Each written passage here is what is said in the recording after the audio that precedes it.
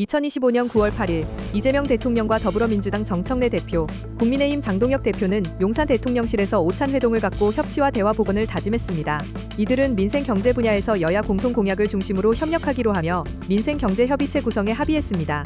그러나 회동은 민주당의 내란 척결 의지와 국민의힘의 일방적 국정 운영 비판 간 견해차를 드러내며 팽팽한 공방으로 이어졌습니다. 장동혁 대표는 공개 발언에서 대통령 취임 100일 동안 특검이 대통령보다 더 보였고 국회는 민주당만 보인다. 며 특검이 야당을 탄압하고 국회 정상화를 막는다면 결국 국민과 민생을 겨냥한다고 비판했습니다. 취임 100일 동안 대통령보다는 특검이 더 많이 보였다.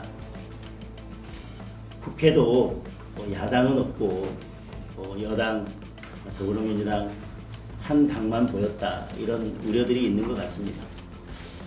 만약에 특검이 계속 이렇게 야당을 탄압하고 국회가 정상적으로 돌아가는 것을 막는다면 결국 특검이 겨냥하는 것은 야당이 아니라 국민이고 민생일 수밖에 없다. 그는 특검 연장과 내란 특별재판부 설치 법안에 대해 국제적으로 인권 유린이나 종교 탄압으로 비칠 수 있다며 이 대통령에게 제2여구권 행사를 촉구했습니다. 비공개 단독 회동에서는 민주당의 윤석열 전 대통령 구치소 CCTV 열람과 특검의 국민의힘 압수수색을 언급하며 정치보복 수사를 끊어야 한다고 강조했습니다. 이에 정청래 대표는 국민은 완전한 내란 종식을 원한다며 내란 우두머리와 부하 수행 세력을 철저히 척결해 역사의 교훈으로 삼아야 한다고 반박했습니다. 그는 민주주의 선진국에서 내란이 다시 꿈꿀 수 없도록 법적 제도적 장치를 강화해야 하며 내란과 외환에는 무관용 원칙을 적용해야 한다고 주장했습니다.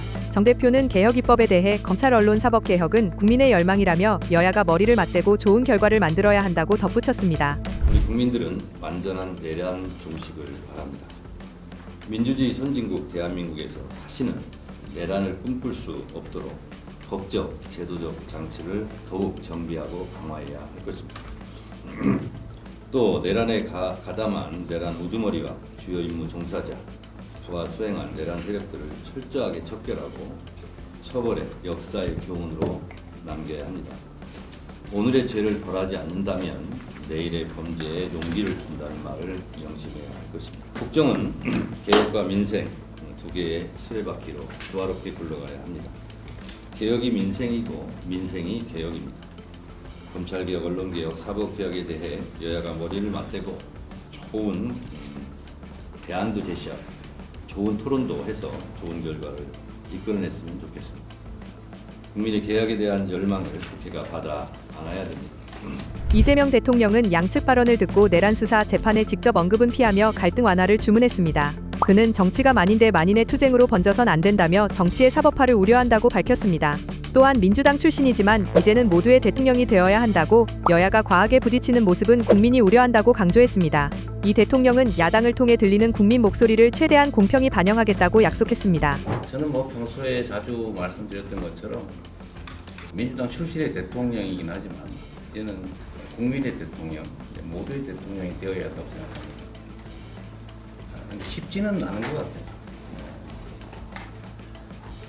여야가 사실 국민들이 보시기에 너무 과하게 부딪히고 국민을 위한 정치를 하는지 아니면 특정한 이익을 위해서 하는지를 이제 걱정하는 그런 상황이 되는 것은 정말 바람직하지 않다라고 생각합니다. 우리 야당 대표님들뿐만 아니라 야당 정치권의 이야기, 또 야당을 통해 들리는 우리 국민들의 목소리도 최대한 많이 듣도록 노력하고 듣는 것을 넘어서서 국정에 모든 국민들의 목소리가 공평하게 반영될 수 있도록 노력하겠습니다.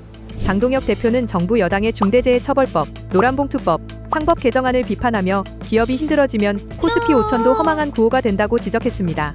정부조직법 개편안, 특히 검찰청 폐지와 공소청, 중수청 신설에 대해 국민적 합의가 부족하다고 수사체계 혼선을 막을 세밀한 대책이 필요하다고 반대했습니다. 그는 공영방송 장악 시도와 부동산 정책의 공급자 중심 접근에도 우려를 표했습니다. 정청래 대표는 국정은 개혁과 민생의 두 수레바퀴로 굴러간다고 검찰 사법개혁은 민생의 일부라고 맞섰습니다. 그는 여야가 개혁안을 논의해 국민 열망을 실현해야 한다고 강조했습니다. 이 대통령은 이에 야당 의견이 충분히 반영되도록 조치하겠다고 정부에도 레드팀이 필요하다고 화답했습니다. 이 대통령은 회동에서 협치의 상징적 장면을 연출했습니다.